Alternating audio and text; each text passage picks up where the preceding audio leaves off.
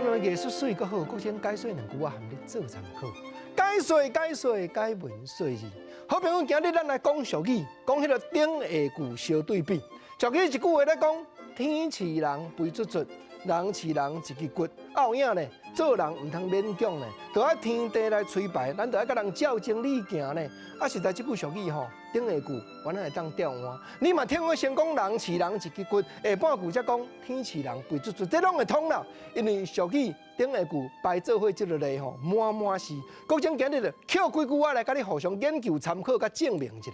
头一句讲红花未芳，芳花未红，咱知啦，咱知影讲这就是咧表示世间事无迄个绝对啊。红的花就未芳啦，啊若芳的花原来无遐尼圆满，就未红啦。不过吼，这是一种比评啦，因为原来有人吼后壁接一句介古锥列起来话，讲啊若安尼，牡丹花又芳又红呢，无毋对。搁来第二句，咱来比评，同款是迄个顶下句对比的俗语，好甲歹的对比。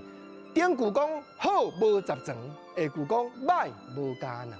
好吼，讲到即句十全，程度算上彻底啊。咱知影讲数目安尼一直笑，1、2、3、4、5、6、7、8、9、10，笑到上济就10啊。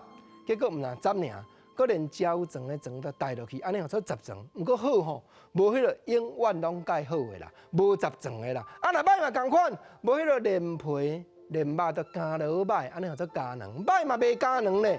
搁来共款，咱来讲啦。讲迄个相对比的俗语啦，毋过即句吼，就听到互人感觉有淡薄仔感慨甲悲哀啊。原来即句就是咧讲歹心的帝王无，好心的倒咧饿。即原来有人讲无共款讲法，讲吼做恶做到骑马啊落哭，啊若好心好行无啥通穿。当然，国情今日记即句俗语是要甲你说明讲，顶下句对比的趣味，咱较早吼毋知安怎样遮够说啦，会晓想讲歹心的。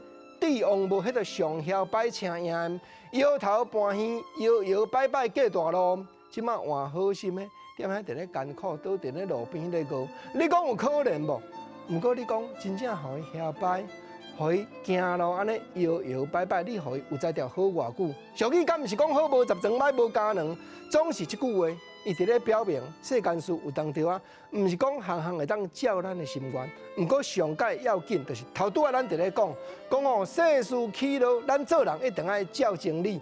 天赐人就肥卒卒，啊若人赐人就一支骨。你若甲人照步来，无迄个永远讲歹心的伫咧用，无迄个永远讲好心好行无啥通穿。总是有一天好甲歹，原来会照正义行，因为天公伯啊，目睭有咧看。总是咱仰望，总是咱期待。咱期待讲人赐人一支骨，毋通，咱就甘愿讲万行照天理行。啊若安尼食，总是天会甲咱报路，互咱行。自然。